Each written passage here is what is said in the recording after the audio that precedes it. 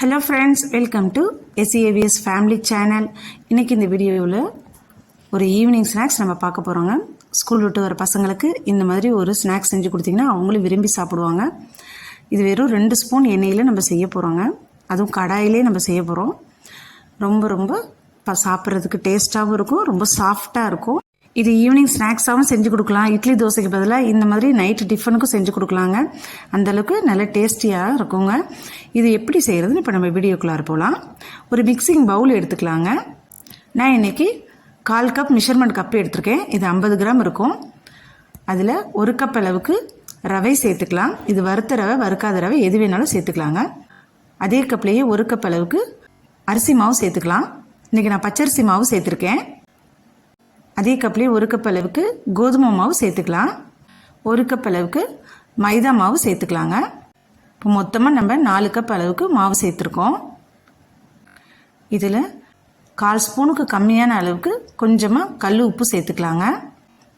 இப்போ வெல்லம் சேர்த்துக்க போகிறோம். இப்போ நம்ம எந்த கப்பில் அளந்தோமோ அதே கப்லேயே 3 கப் அளவுக்கு வெல்லம் சேர்த்துக்கலாங்க. இதை நம்ம கரைச்சி சேர்க்கணும்னு இல்லைங்க, அப்படியே சேர்த்தாலே போதும். இப்போ 3 கப் அளவுக்கு நம்ம வெல்லம் சேர்த்துக்கலாங்க. இதில் இப்போ தண்ணி சேர்த்துக்கலாம்.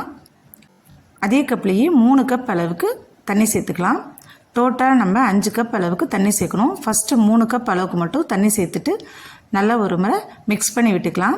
வெல்லம் கட்டி கட்டியாக இருக்குன்னு நீங்கள் பயப்பட வேண்டியது இல்லைங்க. நம்ம ஊற வைக்க போகிறோம், ஸோ அதில் எல்லாமே கரைஞ்சிரும். இப்போ இந்த மாதிரி செய்கிறப்போ நம்மளுக்கு டைமும் ரொம்ப சேவ் ஆகும். இப்போ பாருங்கள், ஃபஸ்ட்டு 3 கப்பு சேர்த்துட்டோம். இப்போ திரும்ப ஒரு 2 கப் அளவுக்கு தண்ணி சேர்க்குறோங்க. இப்போ இந்த தண்ணியும் சேர்த்தாச்சு. நல்லா ஒரு முறை மிக்ஸ் பண்ணி வச்சுக்கோங்க.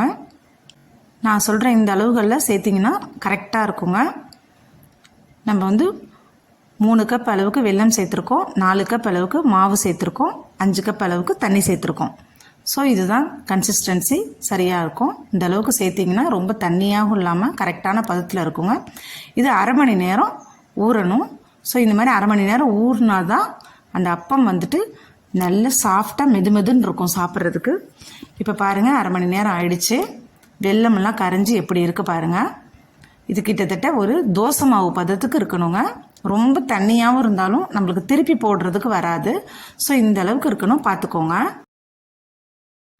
ஸோ இதில் 1/2 ஸ்பூன் அளவுக்கு ஏலம் சுக்கு நுணுக்கி வச்சுருக்கேன். அந்த பொடி சேர்த்துக்கலாம். நீங்கள் சுக்கு இல்லைன்னா வெறும் ஏலக்காய் தூள் மட்டும் கூட சேர்த்துக்கலாங்க. இதில் 1/4 ஸ்பூன் அளவுக்கு கம்மியாக சமையல் சோடா கொஞ்சமாக சேர்த்துக்கோங்க. அரை மூடி தேங்காய் திருகி சேர்த்துக்கலாம். தேங்காய் கொஞ்சம் நிறைய சேர்த்திங்கன்னா நல்லா இருக்குங்க.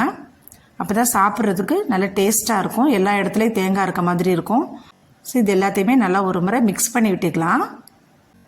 நான் சொல்கிற இந்த அளவுகளில் சேர்த்திங்கன்னா சரியாக இருக்குங்க. ஸோ இப்போ நம்மளுக்கு மாவு ரெடியாக இருக்குது. இது அப்படியே இருக்கட்டும்.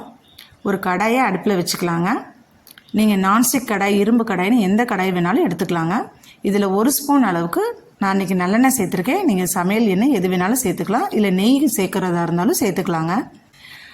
அப்படி இந்த கடாயை ஒரு சொலட்டு இந்த மாதிரி சொலட்டிக்கோங்க. அப்போனா எண்ணெய் எல்லா இடத்துலையும் படுங்க. இதில் ஒரு சின்ன குழிக்கரண்டியாக எடுத்துக்கோங்க. அதில் நம்ம கரைச்சி எடுத்த மாவை ஒரு குழிக்கரண்டி ஊற்றிக்கோங்க.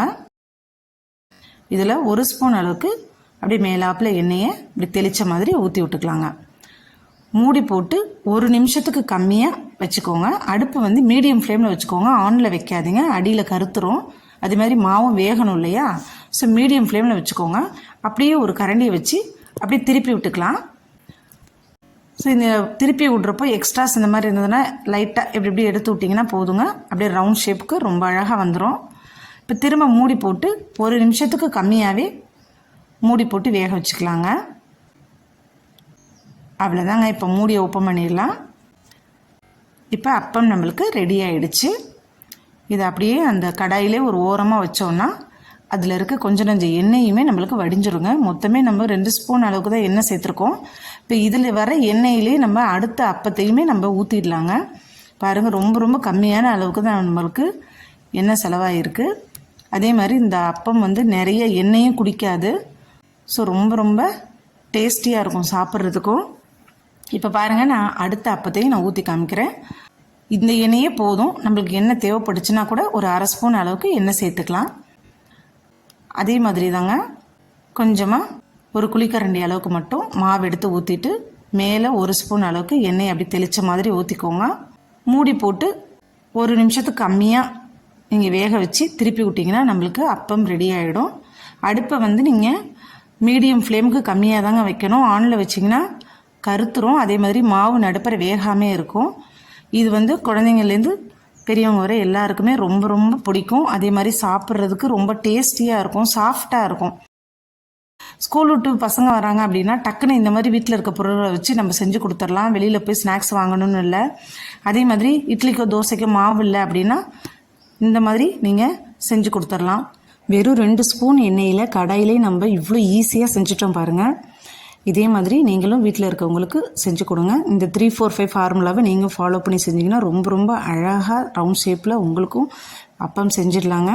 3 கப் வெல்லம், 4 கப் மாவு, 5 கப் தண்ணி ஊற்றி இதே கன்சிஸ்டன்ஸில் நீங்களும் செஞ்சு கொடுத்து வீட்டில் இருக்கவங்கள்ட்ட எப்படி இருக்குன்னு சொல்லிவிட்டு கமெண்ட் பாக்ஸில் கமெண்ட் பண்ணுங்கள். நம்ம சேனலை இப்போ தான் ஃபஸ்ட் டைம் பார்க்குறீங்கன்னா சப்ஸ்கிரைப் பண்ணுங்கள், லைக் பண்ணுங்கள், உங்கள் ஃப்ரெண்ட்ஸ் அண்ட் ஃபேமிலி மெம்பர்ஸ்க்கு நிறைய ஷேர் பண்ணுங்கள். கூடவே பெல் ஐக்கானை ப்ரெஸ் பண்ணுங்கள். அப்போ தான் நாங்கள் போடுற எல்லா வீடியோஸும் உடனே உங்களுக்கு வரும். திரும்ப உங்களை நான் வேறொரு வீடியோவில் சந்திக்கிறேன். பாய்.